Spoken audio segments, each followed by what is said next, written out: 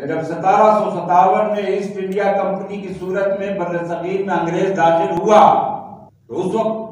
پورے بر صغیر میں مدارس کا سسٹم تھا، مدارس کا نظام تھا،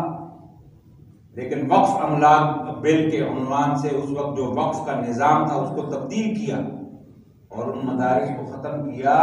تو پھر ہر ایک عالم نے، چاہے وہ درخت کے نیچے بیٹھ کے پڑھا رہا ہے یا کسی کمرے میں بیٹھ کے پڑھا رہا ہے یا مسجد کے اجرے میں بیٹھ کے پڑھا رہا ہے،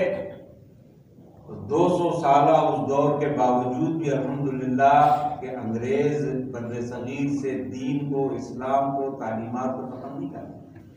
اور اسی طرح انشاءاللہ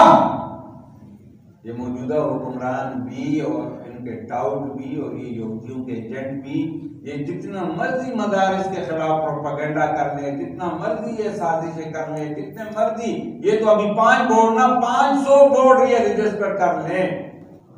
انشاءاللہ مدارس کا نظام حضرت مولانا قاسم نانوتوی رحمت اللہ علیہ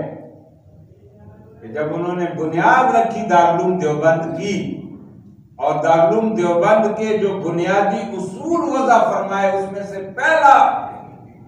جو اصول انہوں نے وضع فرمایا تھا تو انہوں نے یہی لکھا تھا کہ کسی حکمران سے جناب من امداد نہیں لینی،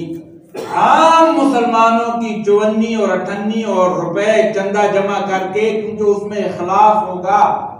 مدارس کو چلانا ہے اور کسی سرمایہ دار اور حکمران کے ایمان کے اوپر مدرسے کی اعانت نہیں کرنی، اور وہی نظام الحمدللہ آج تک چل رہا ہے۔ اور اسی وجہ سے مدارس کی یہ حریت موجود ہے، اور اسی وجہ سے الحمدللہ کہ اس وقت 35 لاکھ بچے اور بچیاں وہ ان مدارس دینیہ کے اندر پڑھ رہے ہیں، اور مدارس دینیہ الحمدللہ اپنے پورے آب و تاب کے ساتھ انشاءاللہ کام چل رہا ہے اور یہ چلتا رہے گا۔ یہ جو وقف املاک بل جو ابھی لائے ہیں تو اس کا مقصد یہی ہے کہ مدارس کا نظام کو تباہ و برباد کرنا، کہ لوگ مدارس کے ساتھ تعاون کرنا چھوڑ دیں، مدارس کو اپنی زکوٰۃ و صدقات و خیرات دینا چھوڑ دیں۔ تو جب لوگ مدارس کے ساتھ تعاون چھوڑ دیں گے تو مدارس خود بخود بند ہو جائیں گے، اس لیے کہ مدارس کا تو اپنا کوئی ذریعہ آمدن اور ذریعہ معاش نہیں ہے۔